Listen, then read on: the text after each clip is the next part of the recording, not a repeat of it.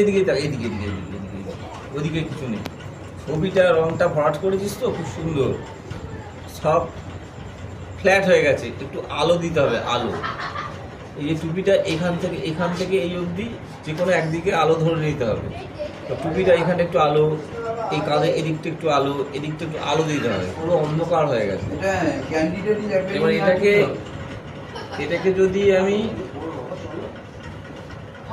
লাল কোথায় PP3 হবে ওটা সাবজেক্ট ড্রয়িং। এটাকে যদি আমি এদিকে ডার্ক দিই তাহলে এদিকটা লাইট মনে হবে, ঠিক আছে? এটা হচ্ছে ডবল খাটনি। আমি এখান থেকে আগে থেকে যদি একটু লাইট ছেড়ে রাখি তাহলে খাটনিটা কমে যাবে, বুঝলি? দেখ, এদিকটা আমাকে অন্ধকার করতে হবে যাবে। যখন রংটা চাপাবি না ফার্স্ট টাইম, তখনই একটা সাইড একটুখানি লাইট ছেড়ে রাখবি, তাহলে সেকেন্ড টাইম যখন আমি করবো তখন আমার খাটনিটা কম হবে। বোঝা গেল? এইখানে অন্ধকার হবে, এদিক থেকে আলো এলে জায়গাটা অন্ধকার হবে।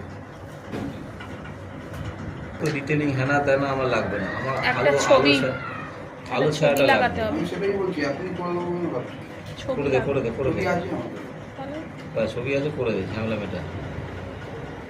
এই জিজ্ঞেস করে নিতে হবে বলে না, এটা ভুল হবে। এই তাহলে বুঝতে পেরেছিস?